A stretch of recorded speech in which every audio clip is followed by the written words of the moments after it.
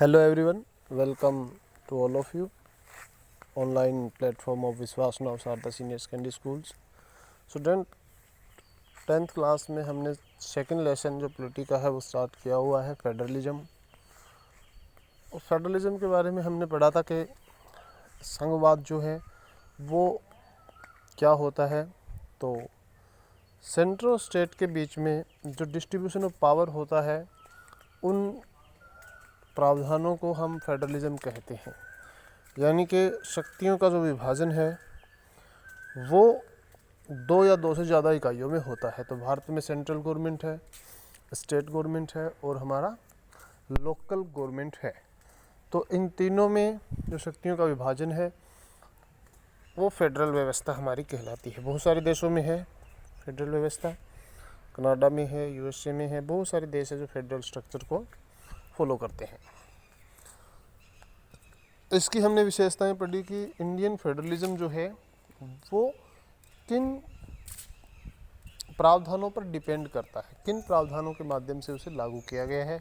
तो हमने linguistic policy देखी थी, हमने जो है राज्यों के स्ट्रक्चर को देखा था जिसमें सेंटर और स्टेट के बीच में पावर जो है वो 3 लिस्ट के अकॉर्डिंग बटी होती है. हमने इंटीग्रेशन ऑफ द स्टेट देखा था कि इन स्टेट्स का निर्माण कैसे हुआ. आज हम शुरू कर रहे हैं सेंट्रल स्टेट रिलेशनशिप, यानी कि केंद्र और राज्य के संबंध कैसे होते हैं. इम्पोर्टेंट क्वेश्चन होता है सेंट्रल स्टेट रिलेशनशिप का, क्योंकि central state relationship are not permanent during all the period. The central state relationship is a changing phenomena in the federal structure like India and any other countries. So central state relationship क्या है और किस प्रकार से ये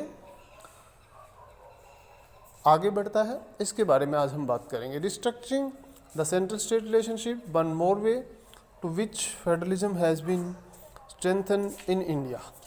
जो central state relationship जैसे जैसे आगे बढ़ा ऐसे इसने भारत में फेडरल स्ट्रक्चर को स्ट्रॉन्ग किया, भारत के संघीय व्यवस्था को मजबूत बनाने में महत्वपूर्ण भूमिका इसने निभाई. In India this relationship is specific in nature where centre has upper hand. This is evolving year after year which change in the politics. Centre जो है भारत में वो ज़्यादा शक्तिशाली है. राज्यों के मुकाबले हमने देखा था कि केंद्रीय सूची में जो विषय हैं वो महत्वपूर्ण हैं, देशव्यापी हैं. तो central government have more power than the state government in India. और ये ईयर बाय ईयर और ज़्यादा स्ट्रॉन्ग होता जा रहा है from single party politics to coalition government. और इसका जो प्रावधानों का जो तरीका है वो सिंगल पार्टी पॉलिटिक्स जो भारत में थी उससे कोएलिशन गवर्नमेंट तक ये चला है और सभी में केंद्र सरकार जो है वो स्ट्रॉन्ग होती रही है. सिंगल पार्टी सिस्टम क्या है? जब एक ही पार्टी का शासन रहा था सेंटर में भी और स्टेट में भी. It mean the single party is dominated in the political history of India and after the independence Congress was so dominated in the central and state. तो सेंटर और स्टेट में सिंगल पार्टी डोमिनेशन रहा था आज़ादी के बाद. लेकिन after the year 1989 the coalition government being dominated the Indian politics. When power is taken from the central and state government and given to the local government, it is called the decentralization. अब एक तो होता है federalism, जब हम केंद्र और राज्यों के बीच में शक्तियों का विभाजन करते हैं. लेकिन when power is taken from the central or state government given to the local government, जब लोकल गवर्नमेंट को हम पावर देते हैं, लोकल गवर्नमेंट मीन पंचायती राज, जो अंतिम सीढ़ी है फेडरलिज्म में, हमारे तीसरा स्तर है शासन का, उसको जब हम पावर देते हैं तो स्टेट गवर्नमेंट से लेकर के या सेंट्रल गवर्नमेंट से लेकर के, तो उसे हम डिसेंट्रलाइजेशन कहते हैं.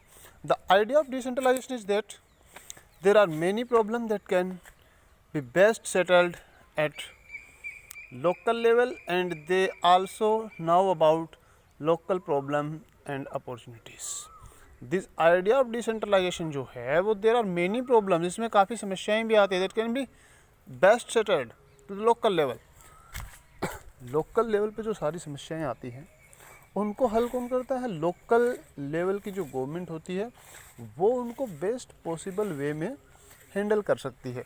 तो इसलिए लोकल गवर्नमेंट को पावर का डिसेंट्रलाइजेशन जो है वो ज़रूरी होता है, क्योंकि वो लोकल प्रॉब्लम्स को ज़्यादा अच्छी तरह से जानते हैं, ज़्यादा अच्छी तरह से वो समझते हैं।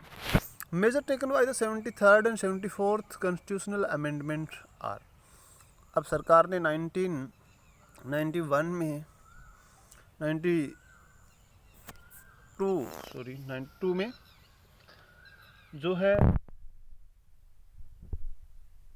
73वां और 74वां 73rd and 74th amendment act जो है वो पारित किया था, और उसके अकॉर्डिंग जो पंचायती राज सिस्टम है उनको संवैधानिक मान्यता दी थी, कॉन्स्टिट्यूशनल प्रोविज़न उनके लिए किया था। हालांकि इससे पहले भी पंचायतों का अस्तित्व था, पंचायतें अस्तित्व में थी, लेकिन उनको संवैधानिक मान्यता नहीं थी, तो सरकार ने वहाँ पर उनको संवैधानिक मान्यता प्रदान की। 73rd अमेंडमेंट एक्ट से ग्रामीण क्षेत्र में पंचायतों की व्यवस्था की और शहरी स्थानीय शासन की व्यवस्था 74वें संविधान संशोधन के द्वारा की गई।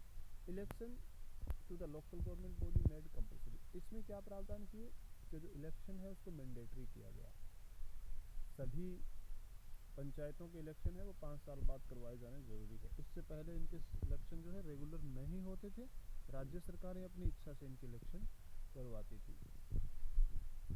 Second, seat were reserve in elected bodies and executive hand of those institutional for SC ST and OBCs at least 1/3 of the position are reserve for women. और दूसरा प्रावधान ये किया गया कि रिजर्वेशन दिया गया SC ST और OBCs को, वुमेन्स को 1/3 1/3 जो रिजर्वेशन है वो दिया गया। State election commission has been created, एक नया स्टेट इलेक्शन कमीशन बनाया गया जो पंचायती राज को इलेक्शन करवाने के लिए इनका म्युनिसिपैलिटी और पंचायतों का इलेक्शन करवाने का कार्य उसे सौंपा गया। 3 tyre government at local level.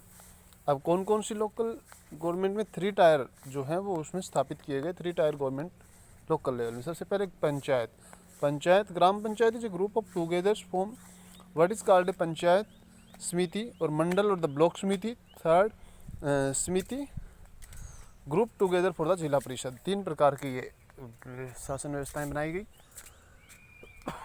इसमें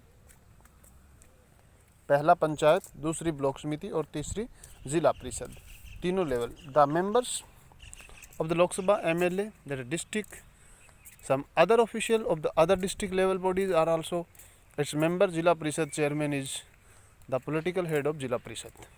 और MLA जो होते हैं, लोकल MP जो होते हैं वो जिला परिषद के मेंबर्स होते हैं। डिस्ट्रिक्ट लेवल बॉडी के जिला परिषद के चेयरमैन होते हैं, पॉलिटिकल हेड इनको कहा जाता है। Type of majority required under the constitutions. अब कॉन्स्टिट्यूशंस में जो अमेंडमेंट किए जाते हैं उनके लिए कुछ मेजोरिटी की ज़रूरत होती है। वो मेजोरिटीज़ क्या है? तो सबसे पहले सिंपल मेजोरिटी, जहाँ पे 50% और more than total strength of house, जो हाउस होता है लोकसभा और राज्यसभा उनमें 50% सदस्य एक तरफ होते हैं। तो दूसरा होता है एब्सोल्यूट मेजोरिटी, 50% से मोर देन टोटल परसेंट। और इफेक्टिव मेजोरिटी जो होती है। इसी प्रकार special majority 2/3 of the total strength होती है। तो ये इस लेसन का समाप्त होता है। इस वीडियो में इतना ही। नेक्स्ट वीडियो में अगला लेसन स्टार्ट करेंगे। Thank you.